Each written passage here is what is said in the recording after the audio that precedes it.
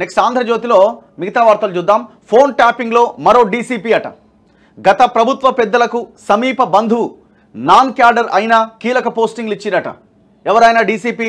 తాజాగా గుర్తించిన పంజాగుట్ట పోలీసులు. ట్యాపింగ్లో 15 మంది ఎస్ఐబి అధికారుల పాత్ర. వారికి నేడో రేపో నోటీసులు, స్పెషల్ టీంల స్వకార్యాలు, కోట్ల రూపాయల ఆర్జన. రికార్డు వినిపించి బెదిరింపులు, దాడులు. ఏపీలోనూ ఫోన్ ట్యాపింగ్లు. మహబూబ్ నగర్ పోలీస్ స్టేషన్ పక్కనే ట్యాపింగ్ కేంద్రం. బీఆర్ఎస్ అధినేత కేసీఆర్ గెలుపు కోసం కామారెడ్డిలో కూడా వార్ రూమ్ పెట్టిరట.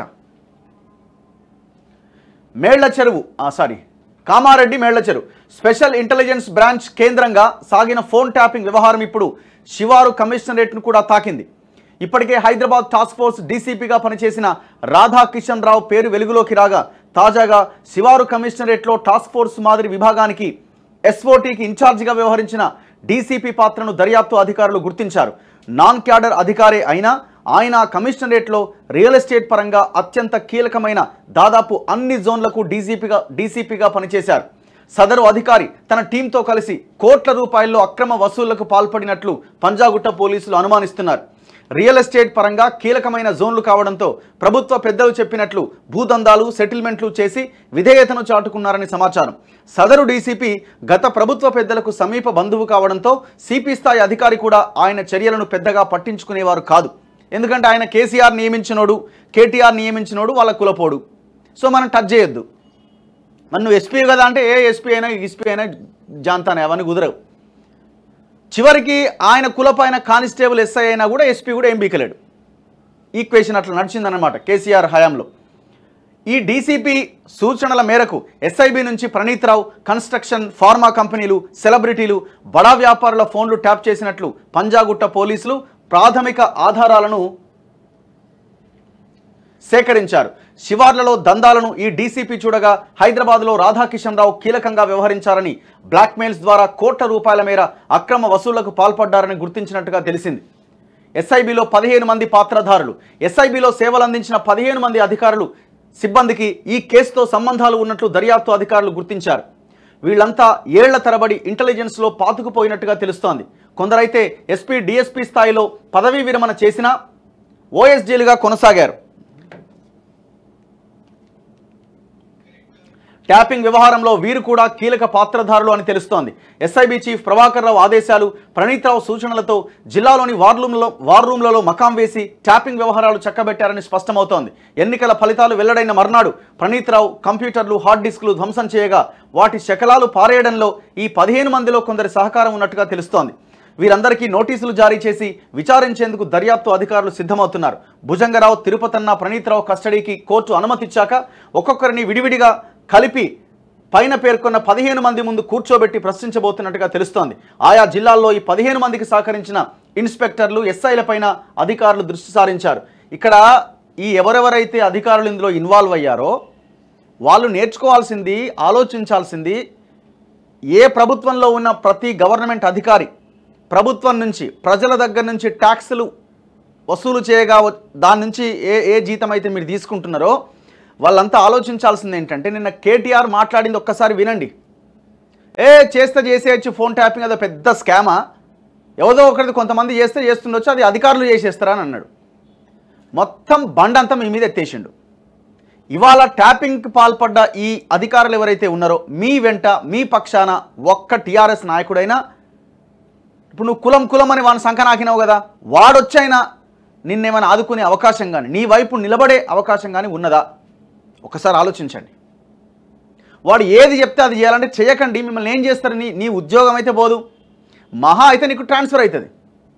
కానీ నువ్వు ఒకవేళ ఇట్లాంటి గవర్నమెంట్ మారిన సమయంలో నువ్వు దొరికితే నీ జీవితం ఏంది, నీ కుటుంబం ఏంది ఒకసారి ఆలోచించుకో. వాడు ప్రభాకర్ రావు అంటోడు, వాడు క్యాన్సర్ వచ్చినా కూడా, రేపు చచ్చిపోతాన్నా కూడా, వాడు భవిష్యత్తులో సత్య ప్రమాదం ఉందని తెలిసినా కూడా ట్యాపింగ్కి పాల్పడ్డాడు. 80 ఏళ్ల వయసులో ఇవాళ ఏంది ఆ జీవితం? ముఖం మీద కనిపిస్తే ఉంచేలాగా ఉన్నారు కదా. అందుకే ఆలోచించండి ఒకసారి. నీ కుటుంబాన్ని గుర్తుంచుకో, సమాజంలో ఏం జరుగుతుందో ఒకసారి ఆలోచించి అడుగేయి. కేటీఆర్ వ్యాఖ్యల నిదర్శనం. మొత్తం గాలికి వదిలేసి మొత్తం మిమ్మల్ని మీ వాళ్ళే చేసుకున్నారు, మాకు సంబంధం లేదని చెప్పేస్తున్నాను. నిన్న చేయించింది ఎవడు? ఈ దుర్మార్గులే. పక్క రాష్ట్రాలను తాకిన ట్యాపింగ్ అట. ఎస్ఐబి కేంద్రంగా సాగిన ఫోన్ ట్యాపింగ్ వ్యవహారం పక్క రాష్ట్రాలను కూడా తాకినట్లు దర్యాప్తు అధికారులు గుర్తించారు. కర్ణాటక ఎన్నికల సమయంలోనూ కాంగ్రెస్ ముఖ్య నేతల ఫోన్లు ట్యాప్ చేసినట్లు ఇప్పటికే తేలినా తాజాగా ఏపీలో కూడా కొందరు నాయకులను టార్గెట్ చేసుకొని వారి ఫోన్లపై నిఘా పెట్టినట్లు ప్రాథమిక విచారణలో వెలుగులోకి వచ్చింది. ఇందుకోసం తెలంగాణ సరిహద్దు జిల్లాల్లో తాత్కాలికంగా సర్వర్ రూమ్లు ఏర్పాటు చేసుకున్నట్టుగా తెలిసింది. ఉమ్మడి పాలమూరు జిల్లాలో అయితే శివారు ప్రాంతాల్లో అడ్డా వేసి ట్యాపింగ్ చేసినట్లు సమాచారం. అయితే ఏపీలో ఎవరిని టార్గెట్గా చేసుకున్నారు, ఏ పార్టీ వారు టార్గెట్ అనే వివరాలు ఇంకా తెలియాల్సి ఉన్నది. కస్టడీ పిటిషన్ పైన నేడు తీర్పు. భుజంగరావు తిరుపతన్న ప్రణీత్రావును పోలీస్ కస్టడీకి పంజాగుట్ట పోలీసులు నాంపల్లి న్యాయస్థానంలో దాఖలు చేసిన పిటిషన్ పైన మంగళవారమే వాదన పూర్తయింది. బుధవారం కౌంటర్ పిటిషన్ వేయాలంటూ నిందితుల తరపు న్యాయవాదులకు కోర్టు సూచించింది. నిందితుల తరపు న్యాయవాదులు మరో రోజు గడువు కావాలని కోరడంతో న్యాయమూర్తి తీర్పును గురువారానికి వాయిదా వేశారు.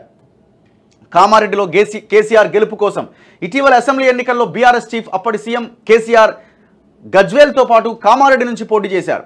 ప్రస్తుత సీఎం అప్పటి విపక్ష నేత రేవంత్ రెడ్డి కూడా కొడంగల్తో పాటు కామారెడ్డి నుంచి అసెంబ్లీ ఎన్నికల బరిలో దిగారు. దీంతో వీరిద్దరూ కామారెడ్డి నుంచి విజయాన్ని ప్రతిష్టాత్మకంగా తీసుకున్నారు. ఈ క్రమంలో కేసీఆర్ విజయం కోసం ప్రత్యర్థుల కదలికలను తెలుసుకునేందుకు కామారెడ్డిలోని విద్యానగర్లో ఫోన్ ట్యాపింగ్ గ్యాంగ్ ఒక వార్ రూమ్ ఏర్పాటు చేసినట్లు మాజీ డీఎస్పీ ప్రణీత్రావు దర్యాప్తులో స్పష్టమైంది. కేసీఆర్ పైసలు పంచినా, వార్ రూమ్ పెట్టి ఫోన్లు ట్యాప్ చేసినా జనాలు బట్టలు చెప్పులతోని కొట్టినంత పని చేసినారు, ఓడగొట్టి. ఎంత దుర్మార్గం చూడండి. నువ్వు ముఖ్యమంత్రి స్థాయిలో ఉండి, ముఖ్యమంత్రి కాబోయే, మళ్ళీ అధికారం వస్తే నువ్వే ముఖ్యమంత్రివి అయినా కూడా నువ్వు నీ గెలుపు మీద నమ్మకం లేకుండా ట్యాపింగ్ చేసిన ఫోన్లు అంటే గెలవడానికి ఎంత దుర్మార్గునివి నువ్వు. మాట్లాడాలి. ఇప్పుడు ఎవడ ఆదేశాలతో ఇక్కడ ప్రణీత్రావు పోయి ఆడ పెట్టిండు? కేసీఆర్ ఆదేశాలతో. ఎవడిక్కడ ఏవన్? కేసీఆర్కి తెలియకుండానే ప్రణీత్రావు పోయి ఆడబెట్టిండా? ప్రణీత్రావు అంటోడు పీనట్ అండి, వాంది ఏముంది? వాడు ఏం చేయమంటే అది చేసిండు. వానికి విల్లా రాసి ఇచ్చినారో, డబ్బులు ఇచ్చినారో, ఇంకోటి ఇచ్చినారో వాడు ఆడికే ముడుచుకుంటూ పోయిండు. తర్వాత ఏం జరుగుతుందన్నది వాడు ఊహించలే. అసలు చేయించినోడు కదా ఏ1 కిందికి వస్తాడు. చేయించింది ఎవరు? కేసీఆర్. అందుకే ఈ టోటల్ కేసులో కేసీఆర్ని గుంజుకపోయి లోపలేయాల, కేటీఆర్ని వేయాల, సంతోష్ రావుని వేయాల. వీళ్ళు ఫోన్లు ట్యాప్ చేయించింది. ఈ వార్ రూమ్కు బీఆర్ఎస్కు చెందిన ఒక ముఖ్య నేత ఇన్ఛార్జిగా ఉండేవారని, ఇక్కడి నుంచే కాంగ్రెస్ ముఖ్య నేతల ఫోన్లు ట్యాప్ అయినట్లుగా సమాచారం. ఈ క్రమంలోనే అప్పట్లో రేవంత్ రెడ్డి సోదరుడు Kondal Reddy, Kamareddy vice chairperson Indupriya Nizam Sagar road ప్రాంతంలో ఒక కాంగ్రెస్ నేతకు చెందిన సంస్థలపైన పోలీసులు దాడులు చేసినట్టుగా తెలుస్తోంది. కాంగ్రెస్కు చెందిన 5 కీలక నేతల ఫోన్లను ఇక్కడి నుంచి ట్యాప్ చేసినట్టుగా సమాచారం. పోలీసులను ఆశ్రయిస్తున్న బాధితులట. ఫోన్ ట్యాపింగ్ కేసులో బాధితులు ఒక్కొక్కరుగా బయటకు వస్తున్నారు. మహబూబ్ నగర్ జిల్లాలో ఒక పోలీస్ స్టేషన్ పక్కనే ఉన్న భవనం కేంద్రంగా ఫోన్ ట్యాపింగ్ జరిగినట్లు పలువురు బాధితులు పోలీసులను ఆశ్రయించారు. ఆ భవనం ఓ మాజీ మంత్రి బినామీకి చెందిందని తెలుస్తోంది. మాజీ మంత్రి ఎవరు ఇంకైనా? శ్రీనివాస్ గౌడ్. అప్పట్లో విపక్ష నాయకులుగా ఉన్నవారు కూడా ఒక్కొక్కరుగా తమ ఫోన్లు ట్యాప్ అయ్యాయంటూ ఫిర్యాదు చేస్తున్నారు. కామారెడ్డిలో కూడా పలువురు కాంగ్రెస్ నేతలు ఫిర్యాదులకు సిద్ధమవుతున్నారు. దీంతో వీటి దర్యాప్తులకు స్పెషల్ ఇన్వెస్టిగేషన్ టీం ఏర్పాటు చేయాలని భావిస్తున్నట్టుగా తెలుస్తోంది. మేళ్ల చెరువులో ప్రకంపనలు. సూర్యాపేట జిల్లా మేళ్ల చెరువులోనూ ఫోన్ ట్యాపింగ్ ప్రకంపనలు వెలుగులోకి వచ్చాయి. అక్కడ ఒక పరిశ్రమ నిమిత్తం ఏర్పాటు చేసిన ప్రజాభిప్రాయ సేకరణ ట్యాపింగ్కు కేంద్ర బిందువు అయినట్లుగా ఆరోపణలు ఉన్నాయి. ఇంకా మళ్ళా ఓ కంపెనీ ఏందా? My Home Rameshwar Rao company. ఈ మైహోమ్ రామేశ్వరరావు అనే దుర్మార్గుడు అక్కడ ట్యాపింగ్ చేయించిండు. రైతుల భూములు గుంజుకోవడానికి ఏ రైతు అడ్డుకోకుండా వాళ్ళని ఫోన్లను ట్యాప్ చేసి ఎక్కడికక్కడ అరెస్టులు చేసి ఆ ప్రజాభిప్రాయ సేకరణ తనకు అనుకూలంగా చేసుకున్నాడు. ఎక్కడ? మేళ్ల చెరువులో.